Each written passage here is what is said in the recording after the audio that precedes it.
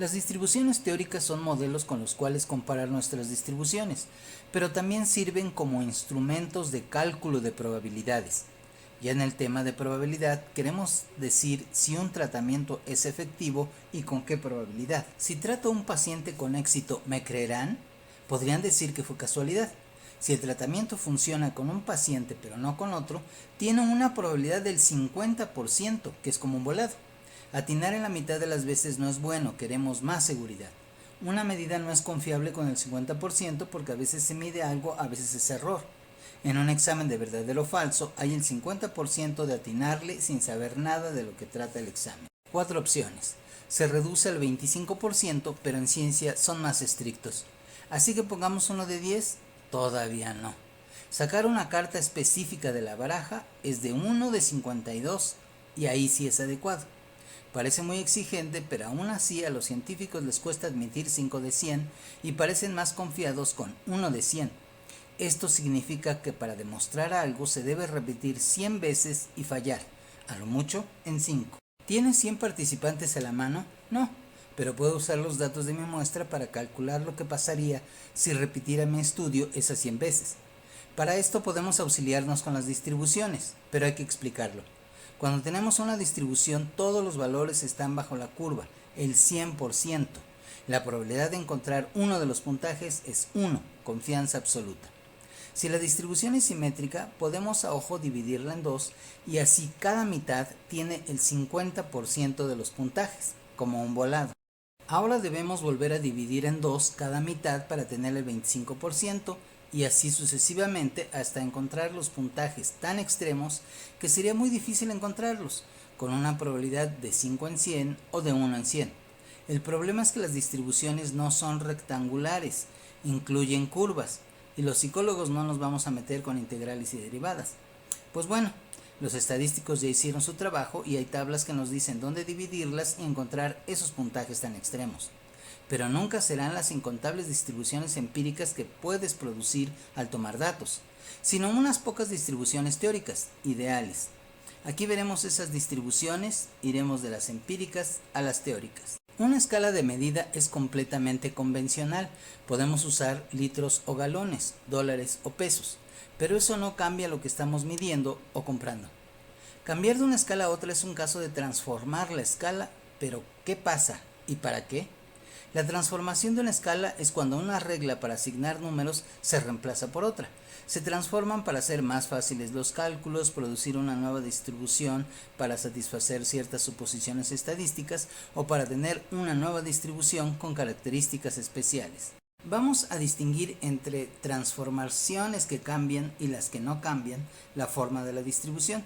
Las primeras son no lineales, como elevar al cuadrado o sacar raíz o usar logaritmos. Las segundas son lineales, incluyen sumar, restar, multiplicar y dividir. Son las que revisaremos aquí. Supongamos una distribución cualquiera, podría tener una forma simétrica o sesgada, no importa, pues la forma de la distribución se mantendrá intacta. La distribución de la variable x tiene una media de 50 y una desviación estándar de 10. Como podemos observar, la escala tiene un rango de 20 a 80 y las marcas en la escala están en unidades de desviación estándar, es decir, de 10 en 10. Cuando deseamos transformar la escala podemos elegir cualquier valor. Probemos primero una transformación lineal aditiva, sumando a cada valor de la distribución x original la constante 8. Así como todos los valores incrementaron en 8 unidades, la media también lo hizo, de igual forma la moda y la mediana, pero la desviación estándar sigue siendo de 10 unidades como en la distribución original. Probemos otro valor, pero ahora restando, digamos 4 unidades. Recuerden, restar se considera sumar un número negativo, por eso sigue siendo aditiva. Nuevamente, todos los valores decrecieron en 4 unidades, incluyendo las medidas de centralidad, pero la desviación estándar sigue siendo 10 unidades. Intentemos con un valor muy representativo, el propio valor de la media, restando a cada valor 50 unidades. Ya podemos decir que hay una regla. Si los puntajes de una distribución se transforman sumando o restando una constante, las medidas de tendencia central también cambian, pero las medidas de variabilidad, varianza y desviación estándar siguen igual. Pero la última transformación nos deja los puntajes positivos a la derecha de la media, los puntajes negativos a la izquierda y al centro la media queda como 0. Si buscamos una distribución especial, esta parece muy adecuada usando la resta de la media a todos los puntajes. Hay que recordarlo. Regresemos nuevamente a la distribución X original. Ahora busquemos transformaciones multiplicativas, por ejemplo, duplicando los valores originales, que tampoco cambian la forma de la distribución. Como con las transformaciones aditivas, el multiplicar por 2 todos los valores da como resultado que las medidas de centralidad cambian en consecuencia, también al doble. Pero ahora notamos que los valores de la varianza y la desviación estándar también cambian. Ahora veamos qué pasa con una división, digamos, dejando la mitad de cada puntaje. La transformación produce idénticos resultados en las medidas de centralidad y de dispersión. Finalmente, otra vez probamos con una medida importante, con el propio valor de la desviación estándar. Dividamos pues todos los valores entre 10. Podemos enunciar ya otra regla. Si los puntajes se transforman mediante una operación multiplicativa, tanto las medidas de centralidad como de dispersión también se transforman de igual manera. Pero la última transformación nos deja los valores de tal forma que las unidades de desviación estándar se igualan a los valores originales, una unidad por desviación. Esta es otra distribución especial. Cada marca en la escala es una desviación estándar. Ya tenemos 2 escalas especiales que nos atraen para poder manejar fácil y rápidamente toda la distribución. En lugar de elegir entre las dos, lo mejor será integrarlas en una sola. Empezamos con la distribución original X y restamos la media a todos los valores. Enseguida, dividimos todos los resultados entre la desviación estándar. Esta sí es una distribución especial. Deja la media en 0, los puntajes positivos a la derecha, los negativos a la izquierda y los valores de la desviación estándar como unidades. Ya no hay que comparar los puntajes con su media para saber si se está en los valores bajos o en los altos, si representa un valor mayor o menor de la media. Pero nuevamente no podemos presumir que descubriéramos el agua tibia. Esta transformación se conoce ampliamente como puntaje Z, que definen una distribución teórica ampliamente utilizada. La distribución normal es una distribución teórica matemática que especifica la frecuencia relativa de ocurrencia de la variable y para cualquier valor de la variable x. También se le conoce como distribución normal estándar o distribución Z. Para nuestros objetivos de buscar probabilidades, hemos llegado a la meta. La distribución normal posee las propiedades de ser simétrica, asintótica y continua. Asintótica significa que nunca toca el eje horizontal, es decir, por mucho que se alargara la escala en cualquier dirección, siempre habría una fracción de frecuencia sin llegar al cero. Recordemos que es una distribución ideal, obtenida mediante una función matemática. Pero, ¿qué es exactamente lo que nos puede ayudar la curva normal? ¿Recuerdas que iniciamos diciendo que sirven como instrumentos de cálculo de probabilidades? Pues veámoslo. Una tarea especial de los psicólogos es crear, manejar y aplicar test. Si hacemos un test de, digamos, inteligencia, esperamos que nos distinga entre los que tienen menos de los que tienen más inteligencia. No todos somos iguales, así que esperamos ver unos pocos individuos con problemas, retardo, impedimentos quizá, y unos pocos genios muy brillantes, pero la gran mayoría con inteligencia usual, digamos normal. Qué mejor que usar la curva normal. Ya otros test demostraron que la inteligencia se distribuye normalmente, así que uno nuevo debería ajustarse a una curva normal. Supongamos que construimos un nuevo test y la distribución que nos da, la empírica, es la que se muestra. ¿Cómo trabajar con estos datos? Usando los puntajes Z y volviendo a graficar la distribución. Tenemos la distribución normalizada. Mejor, ¿no? Ninguna población real se distribuye en forma tan precisa que sea exactamente normal, pero será útil desde ahora suponer que algunas poblaciones se distribuyen normalmente. Encimando las gráficas se ve el resultado de la normalización. Una buena noticia. Se han observado empíricamente distribuciones con esta forma de campana en la historia de la ciencia, incluso en una de las medidas que con mayor frecuencia se usan en la investigación experimental con humanos, los tiempos de reacción.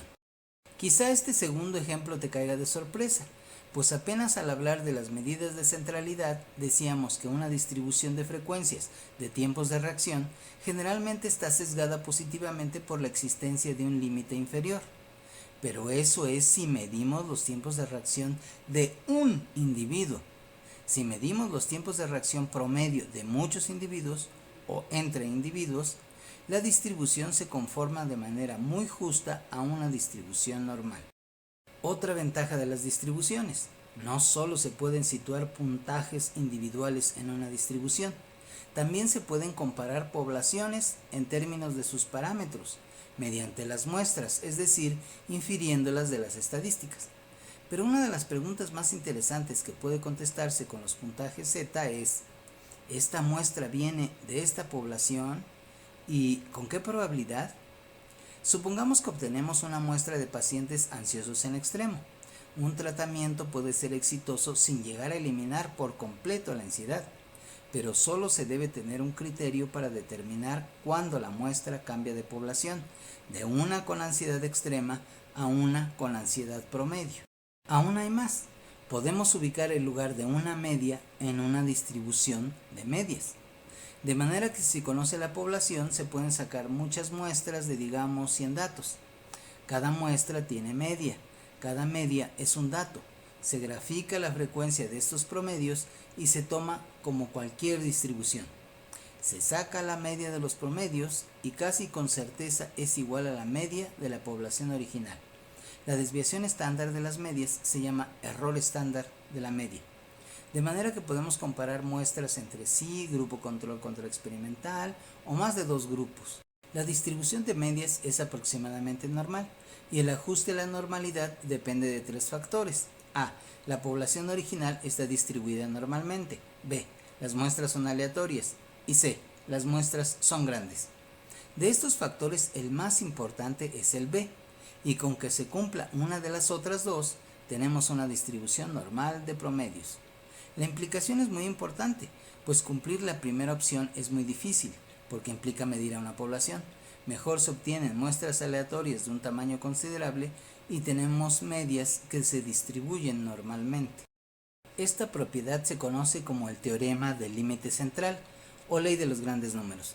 Todavía más importante es que, bajo las mismas condiciones del teorema, podemos trabajar con las diferencias entre dos medias, que también se distribuyen normalmente. La desviación estándar de las diferencias entre medias se llama error estándar de las diferencias entre medias.